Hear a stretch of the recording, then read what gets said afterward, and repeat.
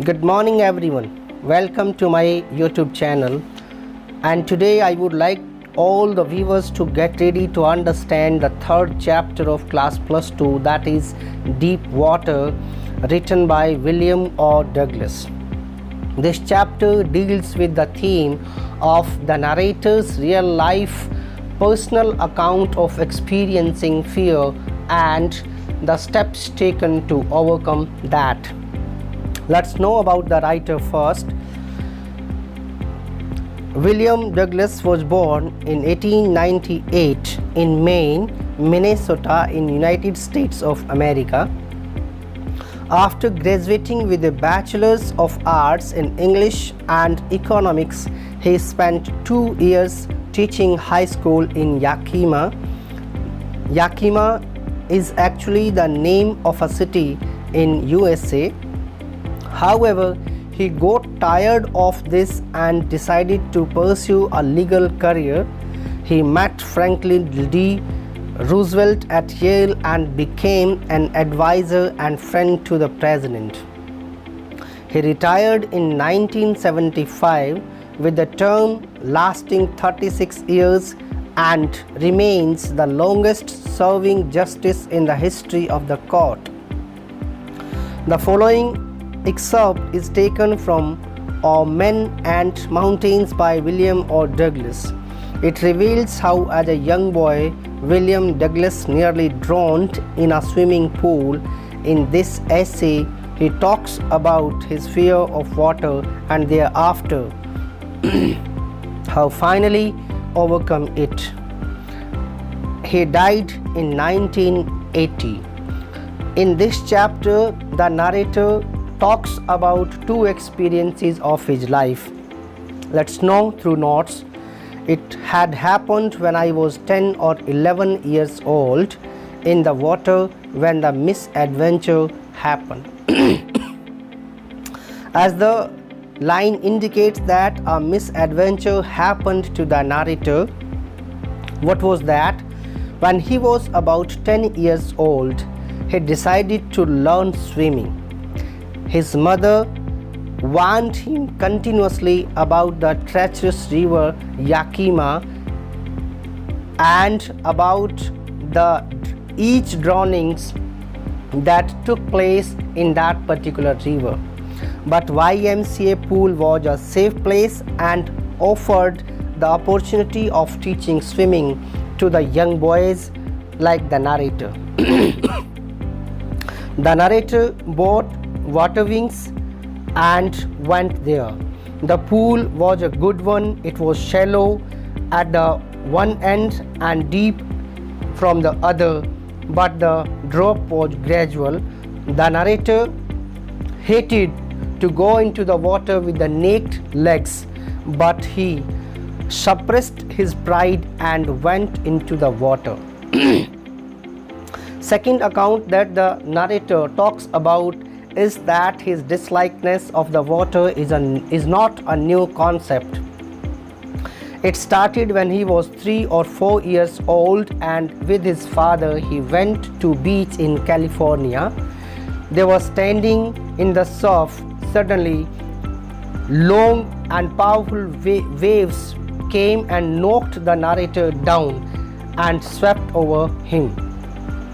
He was buried in the water, and he actually developed a fear from water from that very time. As the narrator was a man or a young boy of strong determination and iron willpower, so he went to the pool and started learning swimming by aping other boys, by copying other boys. And after some time, he started feeling at ease in the water. But one day he was alone at the pool. He couldn't muster up the courage to go into the water alone, so he decided to wait for somebody to come there. When he was waiting there and sitting alone, a big boy of 18 years of age came. He was having strong muscles and black hair on his chest. he was just making fun of the narrator, saying that how would he feel if he would go into the water alone, and took the narrator and threw him into the deep edge of the pool. The narrator got frightened. He found himself in the sitting position in the water. He started going down into the water, and as he was getting scared, he was going down, and though that the distance of 9 feet was seeming as 90 for the narrator, but he was still able to think, and he thought of a plan. He thought that he would jump with his full strength when his feet would reach the bottom, and when he reached at the bottom, he tried to jump with his full effort and tried to come up. He thought that he would come at once, but he came up slowly, and he tried to grab a rope and hands of somebody, but he was just suffocating. He found nobody, he found nothing to clutch, he found nothing to catch, and he just tried to bring his legs up, but all his body parts were as they were dead, paralyzed and rigid. It happened twice. He was not able to come out of the water. In the first effort, only eyes as nose was able to come out of the water, and after that he again started going down into the water. He felt that an irresistible force was just pulling him down into the water, taking him into the water at the bottom of the pool. When he was going again down, he remembered the strategy that he would spring from the bottom of the pool and come like a cork to the surface of the water, and he again tried, but again he couldn't come up to the water. He tried to scream, but his screams could not be heard outside because he was underwater. He started suffocating again, and all his body parts ceased to work. Only his heart and head were beating, and this beating was the only thing that was ensuring him that he was alive. Third time also he tried the same but failed. After the third attempt, all his efforts ceased. He felt relaxed, and his legs felt limp, and he could feel the blackness all over his brain. The fear went out. He was not feeling any terror now. He was feeling satisfied. He was feeling himself at peace, and it was quite peaceful for him. The situation he found himself in was full of peace. It shows that he had accepted death, and he was going to sleep forever. He just was imagining that death was having its hands all over his body. So he was going to die in this way. He was feeling motherly touch of the death at that very time.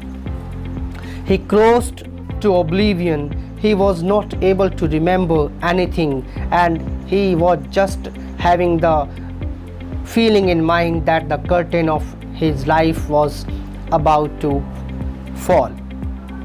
And the next thing the narrator was able to remember was that he was lying on his stomach and he was vomiting outside the pool.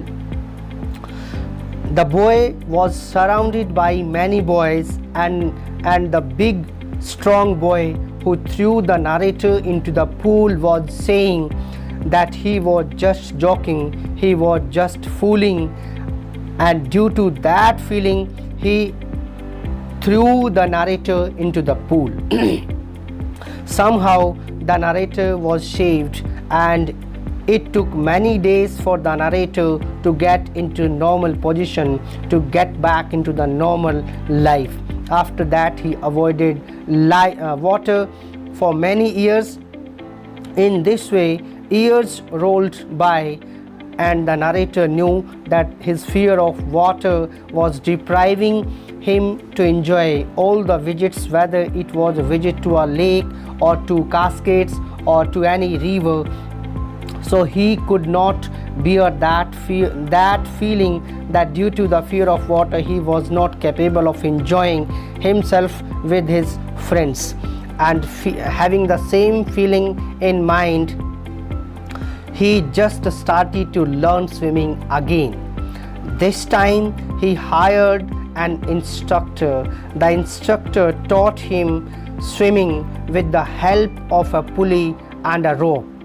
The rope was attached to the narrator and over to a pulley. One end of the rope was in the hand of the instructor. He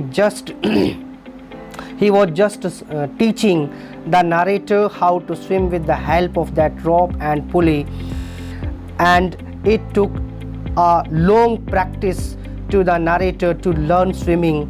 And each time the instructor taught the narrator how to exhale when he found himself in the water, and how to inhale by keeping the head out of the water. And with the bit by bit training, the narrator was able to swim himself in the pool, in the water, and the fear of water got slacked. In this way, the narrator, after a long practice, told himself that the training was over, and the instructor also accepted. The instructor told him the part of the training he wanted to give him was over. Now he could swim alone. To make it short, the narrator dived off and swam the length of the pool, gravel stroke, using the gravel stroke. So he was able to swim, but still teeny vestiges, teeny parts of the fear would return to him when he was swimming alone. To make it short, that he was not feeling fear of water at that very time, and he was able to enjoy with his friends any visits. The narrator started a campaign of swimming. He went to Lake Wentworth in New Hampshire, dived off a dock at Triggs Island, and swam 2 miles across the lake to Stamp Act Island. He swam using gravel, breaststroke, side stroke and backstroke. All the strokes that were taught to him by the instructor were used by him during swimming in that particular campaign of swimming. He kept his face under and saw nothing but bottomless water. In this way, the narrator was able to get himself freed from the fear of water, and the narrator wanted to convey a message that the fear could be understood only by those who have experienced it themselves. He was just making an effort to convey the message that there will be things that will create a fear in our mind, in our daily routine life, but it is not the way that we can avoid them. We can't avoid anything in our life. We have to face the type of situation we find ourselves in with bravery and with the boldness that has been bestowed to us by God. Sorry. So that experience had a deep meaning for the narrator and for those who have experienced fear of something in their life, and this is the way how to conquer, how to have a victory over the fear we have. I think the chapter is clear to all of you thoroughly, but we must keep the message that has been conveyed by the narrator to us in our life. And what the message is? The message is that strong determination, iron willpower, and ceaseless efforts are needed to achieve what we really want to achieve in our life. So thanks for listening and watching. I hope the chapter is clear to you thoroughly, and keep watching, keep listening, and just keep sharing if you think I deserve it. Thank you very much.